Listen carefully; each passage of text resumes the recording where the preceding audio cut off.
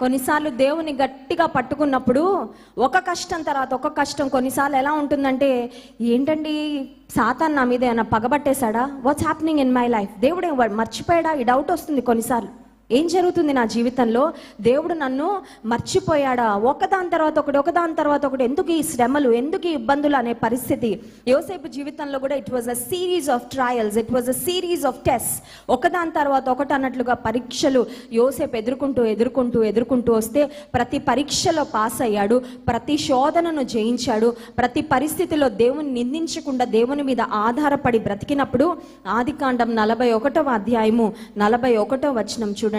What did he gain? దేవుని నమ్మకంగా పట్టుకోవడం ద్వారా దేవుడు అతన్ని అదే స్థానంలో ఉంచలేదు, దేవుని అతని చేతిని విడనాడలేదు, లేవనెత్తాడు దేవుడు యోసేపును. ఆదికాండం 41వ అధ్యాయము 41వ వచనం.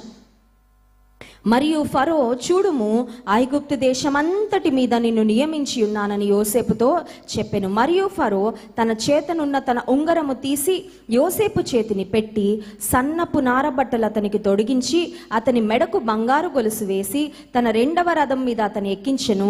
అప్పుడు వందనము చేయడని అతని ముందర జనులు కేకలు వేసిరి. తండ్రి దగ్గర ఉన్నప్పుడు యోసేపుకి ఒక స్పెషల్ ప్రివిలేజ్ దొరికిందండి. అదేంటంటే రంగురంగుల కోట్ అంట, ఒక డ్రెస్, ఒక ఓవర్ కోట్ చాలా బాగుంది. అన్నలు దానికి అసూయపడి లాగేసుకున్నారు. యోసేపు నా ఓవర్ కోట్ పోయింది, నా రంగురంగుల నిలువటంగి పోయిందని ఏడ్చుకుంటూ కూర్చోలేదు. నాకేం లేకపోయినా పర్వాలేదు, నాకు వేసి ఉన్నాడుగా చాలా అనుకున్నాడు. పోగొట్టుకుంది ఒక్క రంగురంగుల నిలువటంగి మాత్రమే. కానీ దేవుడు ఇప్పుడు సన్నపు నారబట్టలంట, చేతికి ఉంగరం అంట, మెడకు బంగారు గొలుసు అంట, రథం అంట, పెద్ద పొజిషన్ అంట, అధికారం అంట, ఉన్నత స్థితి అంట. హల్లెలూయా. ఎందుకు ఈ మాటలు చెప్తున్నానంటే, నీవు నేను సేవించే దేవుడు అడుగు వాటికంటే, ఊహించే వాటికంటే అత్యధికంగా కార్యాలు జరిగించే వాడు. బహుశా నువ్వు అనుకుంటున్నావేమో, నేను అన్య విశ్వాసంలో నుండి యేసుక్రీస్తు ప్రభు నమ్ముకున్నానండి. కొంతమంది ఏమంటారంటే, దేవుని నమ్ముకున్నావు కదా, నీకు ఇంకా ఆస్తి లేదు, ఏమీ లేదు, సున్నా, వెళ్ళిపో, మా కష్టార్జితం నీకెందుకు ఇవ్వాలి, నువ్వు మేము పెట్టిన కట్టుబాట్లలో ఉండట్లేదు కదా. నీ జీవితంలో చెందింది. ఆమె జీవితంలో జరిగిన ఒక సందర్భం ద్వారా తన తల్లిదండ్రులు అన్నారంట, ఆస్తిలో నీకు చిల్లి గవ్వ కూడా ఇవ్వమన్నారు. Not that they don't have anything, వాళ్ళకి ఆస్తి లేదని కాదు, కోట్ల రూపాయల ఆస్తి, చాలా ఉన్నతమైన కుటుంబం.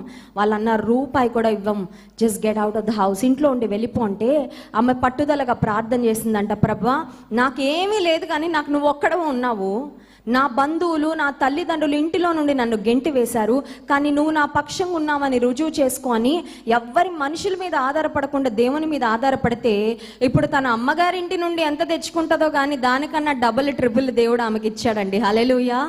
వాళ్ళ ఇంటికి వెళ్ళినప్పుడు ఆ ఇల్లంతా చూపించి చెప్తుంది, అమ్మగారింటి నుండి నాకు చిల్లిగవ్వ రాలేదండి, ఇదంతా నా యేసయ్య ఇచ్చిందే. హల్లెలూయా. కొన్నిసార్లు దేవుడు మనుషులతో మనకు సహాయం చేయనివ్వడండి.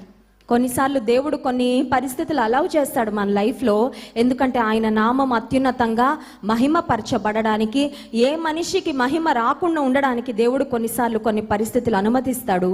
యోసేపు తన జీవితంలో ఎప్పటికీ ఒక మాట చెప్పుండేవాడేమో, ఏంటంటే నా దేవుని కృపే ఈ స్థానంలో నేను ఉన్నానంటే. ఒంటరిగా సింహాల బోనులోకి వెళ్ళిన దానియేలును రక్షించాడు దేవుడు.